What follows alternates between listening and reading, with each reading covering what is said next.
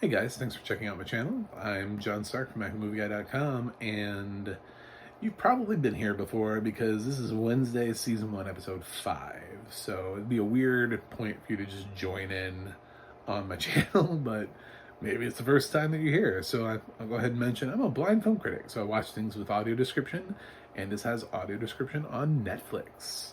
If you are new to Wednesday, yeah, I'm watching this episodically. This is where you would be if you watched Wednesday episodically. Like, I watched it when it debuted, and this is episode 5. So we're 5 weeks from the debut right now. um, so I have some thoughts. First of all, I am glad that the kid ended up not dying. I hate the fake outs because we keep getting these fake outs at the end of episodes, and it's just unnecessary. But yeah, he's in a coma. So I need my B kid back, especially if they're gonna make a second season of the show. That's just like a permanent request. I know I have a few more episodes left, but leave B Kid alone, have him wake up from the coma and rejoin season 2. Series regular, up him, make him a part of the family, of the Wednesday Scooby Gang. That's obviously a Buffy reference, but but that's what it feels like we're getting. It feels like we're accumulating what will eventually be Wednesday's little, Xander, Willow, little group of people following her around, Giles. Yeah, so this was Parents Week, so we got to see Luis Guzman and Catherine Zeta-Jones back. The funny thing is, the first time when we got Catherine Zeta-Jones, I thought she was great casting for Morticia. And then when I got to absorb her more, that's when I kind of thought maybe she's second to Angelica Houston. I thought there was potential there for her to be the best Morticia, because I love Catherine Zeta-Jones. I love Angelica Houston also, but absorbing her sort of in this episode was sort of where I was like, oh, I don't know, maybe Houston is the better one. Maybe Houston got it more, understood it more. She just feels less Morticia-y than I thought. In the first episode, when we kind of had her sparingly, I thought it worked. But now that there's a little bit more, I'm like, I don't know. I don't know if what we're doing here with her character works 100% for me. I don't hate it. I just, in the battle, if we're trying to rank them, then... But yeah, Luis Guzman, I'm sorry. He didn't even stand a chance. Nobody will ever top Raul Julia. It didn't matter who got cast in this role. The only way you can ever suffice and make people feel good about a performance like that is to actually just have a hologram of Raul Julia doing the role again. I hate to say it, nobody will ever be able. It's iconic. I would love to see an actor try.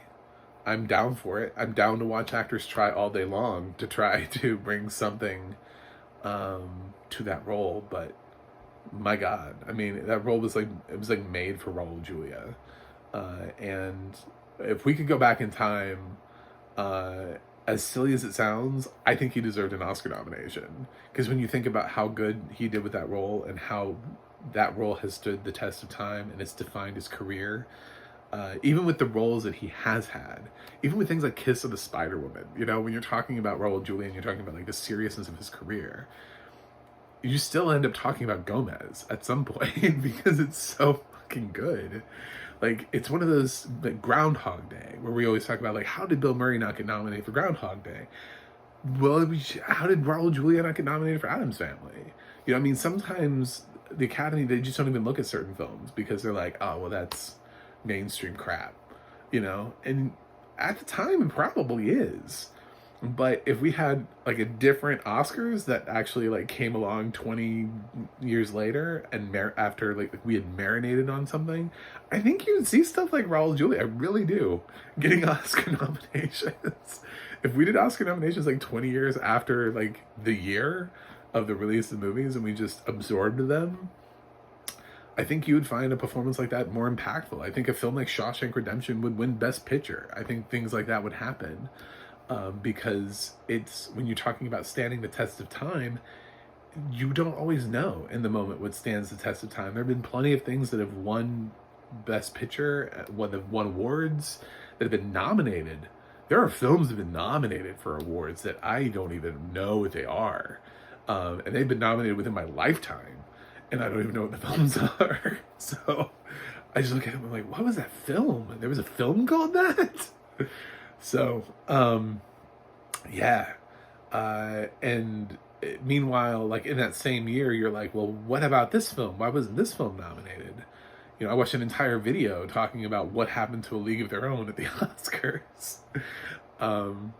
It's mind-boggling, some of this stuff. But anyway, I'm way into the weeds. I'm not even talking about Wednesday anymore. But that was just my Raul Julia rant. Yeah, I just... And I think Luis Guzman has had some really unfair stuff said about him online, because he's not trying to copy Raul Julia. He's just trying to do his own thing, which is very Luis Guzman-y of him. I like Luis Guzman as an actor. I think he's a good actor. It's just somebody unfortunately did that role better than him many years ago, and he's not going to be able to do it. I would almost appreciate somebody trying to go wide with it and trying to do something completely different than sticking to this idea of this Gomez, you know, and this personality, just kind of going in a completely different direction. Maybe that would work when you feel nothing like Raul Julia. But we got in the Mac, and there's the kid that plays Pugsley, who he's fine. I mean, I don't know what to say. I don't know that the original Pugsley from the Addams Family movie was iconic. So this kid's fine.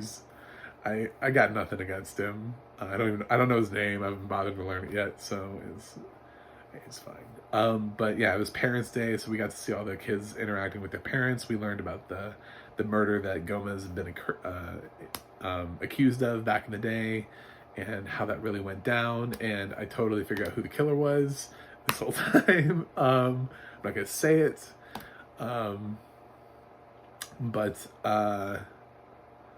yeah, I don't think I will just say, let's say I don't think somebody is as normal as they say they are, and I think there's a reason why a certain person and a certain face has popped up in the show, and I think that person is probably likely to be involved in the whole thing. There was a story about the kid that had died and what happened to his family, and they were like, I don't know, the daughter was just like shipped off somewhere and she drowned. And I was like, oh, she was shipped off somewhere and drowned. Yeah, I'm sure she drowned. I'm sure that really happened. I'm sure that's not going to come back around.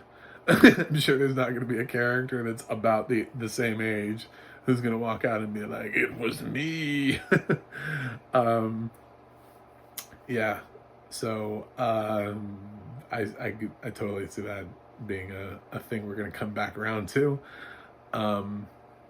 And yeah, I mean, I like the cast. I like watching Bianca battle it out with her mom and we're trying to de-villainize her, like, I guess a little bit, make her so that she's sympathetic. Still don't know really what to do with Xavier. Obviously Enid is great. I love how she stands up to her parents. She's probably the best friend Wednesday could have at this point. She's so not Wednesday, which is what makes it so great. And Tyler's doing good over there too. He's like, Dad, why don't you go to therapy with me?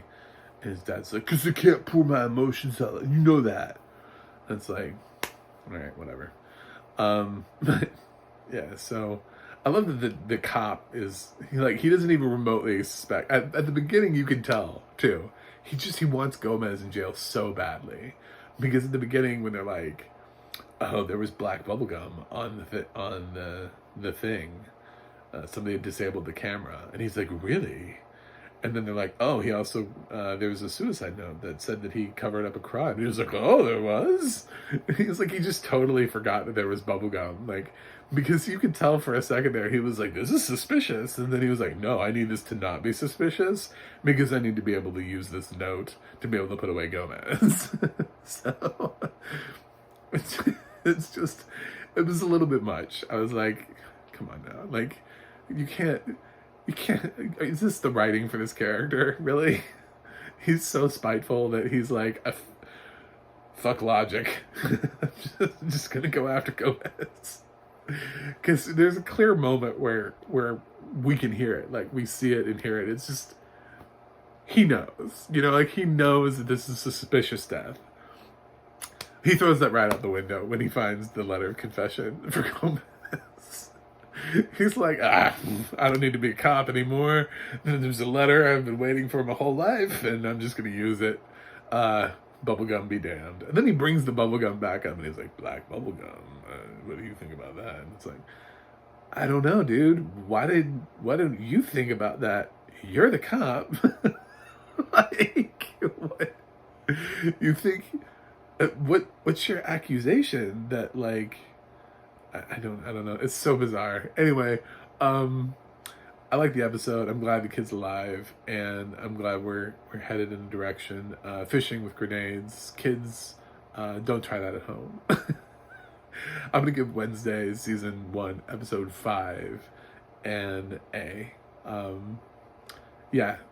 I mean, I have like little tweaking problems and stuff, but honestly, I like where the show's headed and where it's going.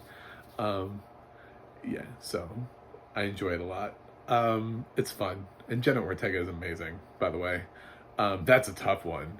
That's Sophie's choice for me. Do I choose Jenna Ortega or Christina Ricci? I mean, I grew up with Christina Ricci's Wednesday, but Jenna Ortega is killing it right now.